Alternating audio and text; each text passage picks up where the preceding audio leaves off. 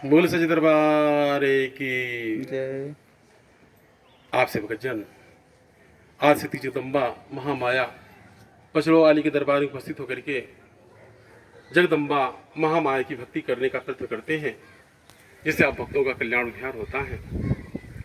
प्राय देखा जाता है महामाया को, जगदम्बा को धूप दीपक कपूर अगरबत्ती नारियल चुनरी या जगदम्बा को भोग लगाए जाते हैं, श्रृंगार किए जाते हैं।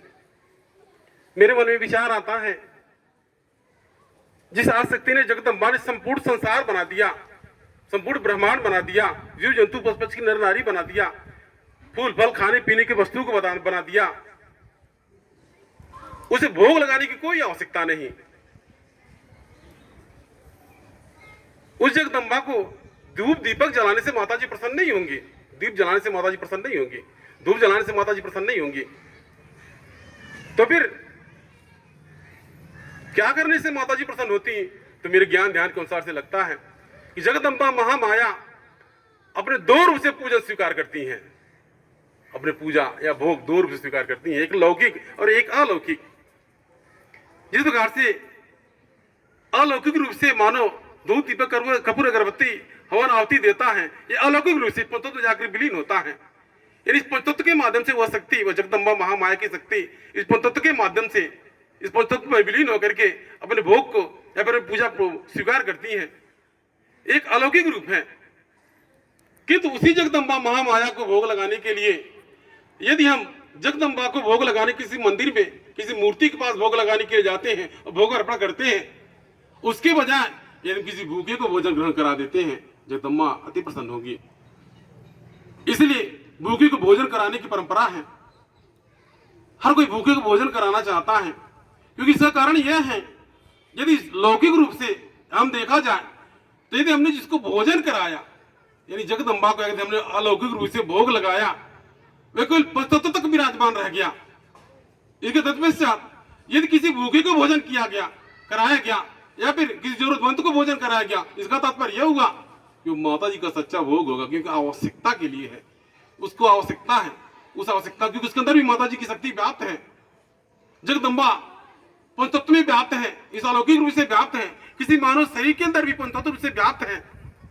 इस अलौकिक रूप से इस पंचतत्व में हवन करने से, आहुति करने से या भोग लगाने से यदि माता जी को प्राप्त हो या नहीं हुए तो विश्वास है। किंतु यदि किसी भूखे को भोजन करा देते हैं, वो अपने शरीर से वाह कहेगा या कुछ आशीर्वाद देगा, अच्छा या कुछ कहेगा, तो वही सबसे बड़ी बात है। यानी पंचतत्व उसके उस मानव शरीर के अंदर भी व्याप्त है, पंचतत्व मतलब इस अलौकिक प्रकृति में भी व्याप्त है। तभी यदि हम किसी भूखे को भोजन कराते हैं या कि जरूरतमंद को भोजन कराते हैं, तो माता जी उससे ज्यादा प्रसन्न होंगे, क्योंकि उसको आवश्यकता है। इसलिए पचमढ़ा दरबार में भंडारे होते हैं, भंडारे में सबको ग्रहण कराए जाते हैं, ज्यादातर लोग ग्रहण कराए जाते हैं, क्योंकि जब 2003 का प्रथम भंडारा था, उस प्रथम भंडारे में जगदम्बा के आदेशानुसार यानी यहाँ के भंडारे का प्रसाद ग्रहण कराया गया, सबको ग्रहण कराया गया। आज उसी की कृपा हाथ दया है कि पचमढ़ा में दरबार बन गया। जो घर परिवार, जो साधारण रूप से घर परिवार था मेरा और मेरे शरीर से मेरे परिवार का जो साधारण घर परिवार था, आज वही माता जी का दरबार बन गया, आज वही भक्तों का कल्याण होता है।